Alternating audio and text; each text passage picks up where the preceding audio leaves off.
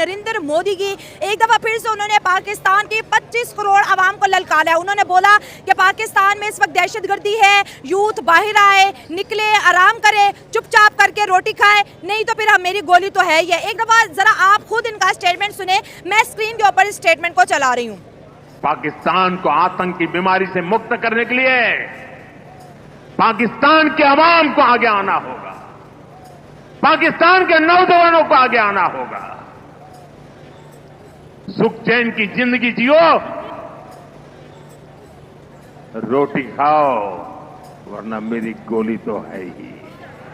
Okay, तो जैसे कि आपने सुना कि इस वक्त जो है मोदी साहब 140 करोड़ आवाम को ये बता रहे हैं कि ऑपरेशन सिंदूर पॉज हुआ है, ऑपरेशन सिंदूर रुका नहीं है, और इस वक्त पूरे पाकिस्तान को नरेंद्र मोदी प्रोवोक कर रहे हैं। तो पाकिस्तानी उछल रहे, अपनी कुटाई का, अपनी घुसाई का जो है वो जश्न मना रहे। दुनिया में अगर कोई एक कौम ऐसी है जो पिटने के बाद नाचती है, वो पाकिस्तानी पाकिस्तान के छोड़ू और झूठे DGISPR ने कहा था कि अगर तुम पानी रोकोगे हम तुम्हारी सांस रोक देंगे तुम हमारा पानी बंद कर दोगे, हम तुम्हारा सांस बंद कर देंगे। जब इंडिया की तरफ से जो है ना वो पानी रोक दिया गया, तो ये आप सामने देख सकते हैं कि जो ये दरिया ये कितनी दूर चला गया। अब हम कोशिश करते हैं इसके अंदर जाने की, और अंदर जाके जो है ना वो अपडेट देते हैं आपको। ये सामने आप देखें, ये देखें बिल्कुल जो है ना वो ये रेत जो है वो गीली है। ये इस बात का सबूत है, 2 से 3 दिन पहले यहाँ पर जो है ना वो काफ़ी पानी था, और जब इंडिया की तरफ से जो है ना दरिया चनाब का जो पानी है वो रोक दिया गया, उसके बाद जो है ना ये पानी में बहुत ज़्यादा तेज़ी से, और उन्होंने उस अपनी जो पॉलिटिकल रैली थी उसके अंदर बात करते हुए उन्होंने कहा कि जी पाकिस्तान को उन्होंने मुखातिब किया है, पाकिस्तान से उन्होंने बात की है, पाकिस्तानियों से कहना चाहिए कि उन्होंने बात की है और कहा है कि पाकिस्तान की जो पब्लिक है उसको बाहर आना होगा। इस टेररिज्म को रोकने के लिए उन्होंने कहा कि बाहर आना होगा, और पाकिस्तान की पब्लिक जो है वो आराम से बैठे रोटी खाए, और उन्होंने साथ ही ये कहा कि वरना गोली तो उनकी गोली तो है ही।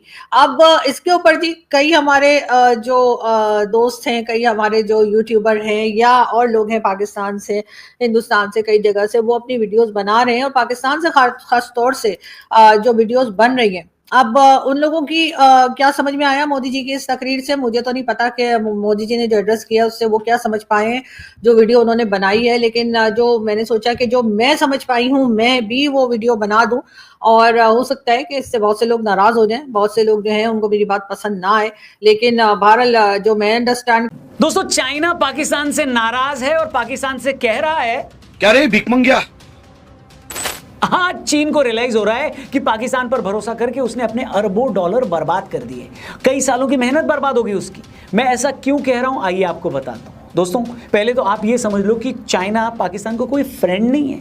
चीन के लिए पाकिस्तान के सिर्फ 2 इस्तेमाल हैं। पहला, पाकिस्तान को हथियार देकर लगातार भारत से भिड़ाया जाए ताकि भारत पाकिस्तान में उलझ कर अपनी प्रोग्रेस न कर पाए, तरक्की न कर पाए। दूसरा, चाइना CPEC यानी चाइना पाकिस्तान इकोनॉमिक कॉरिडोर के बहाने पाकिस्तान को दोनों हाथों से लूट सके। जी हाँ, भारत से 3 दिन की लड़ाई में पाकिस्तान ने चीनी हथियारों के बावजूद अपनी जो बेइज्जती कराई है वो बहुत छोटी बात है। लेकिन चाइना को असली गुस्सा इस बात का है कि 10 सालों में $27 बिलियन लगाने के बावजूद। दोस्तों, नेटो के सेक्रेटरी जनरल मार्क रटा उन्होंने अनाउंस करा है कि जो 32 मेंबर नेटो अलायंस है वो 5% ऑफ GDP डिफेंस पे स्पेंड करेगा। पहले उनका था कि 3% तक जाना है, लेकिन जब से ट्रंप आया है, ट्रंप पुश कर रहा है कि 5%, या 5% का चक्कर क्या है और इसमें भारत का क्या फायदा है। अंत में तो देखिए, हमें कोई भी इसका कॉम्बिनेशन हो, हमें यह देखना है कि इंडिया को क्या फायदा है। तो आज मैं इंडिया का फायदा आपको बताता हूं। दोस्तों, आपको पता है कि जो नेटो बना वो सेकेंड वर्ल्ड वॉर के बाद बना नेटो, एंड उसका बेसिक ये एम था कि USSR उस वक्त, आज तो हम रशिया बोलते हैं, और 15 देशों में टूट गया USSR, जिसमें से एक यूक्रेन भी है, एक रशिया भी है, जॉर्जिया भी है, ताजिकिस्तान, ये सारे के सारे एक जमाने में USSR के हिस्सा हुआ करते थे। उसके खिलाफ नेटो एक फ्रंट तैयार किया गया, नॉर्थ अटलांटिक ट्रीटी ऑर्गेनाइजेशन। जैसा मैंने बताया, नेटो के 32 देश हैं, और आज तक नेटो डिपेंडेंट था काफी। मोदी साहब जो है भगवान है।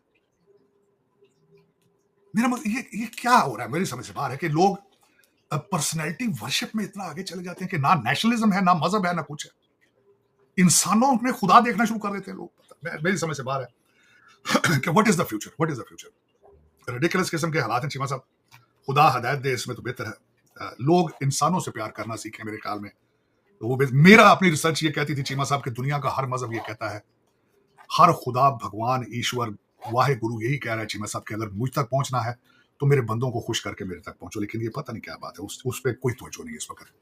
There is no religion which is, मैं हमेशा कहता था अगर आपका रिलीजन आपको वायलेंस और हेटरेड प्रमोट कर रहा है तो you need to find another religion, because religion does not do that matter. ये लोग खुद इसको इस्तेमाल करते हैं चीमा साहब इन चीजों के लिए।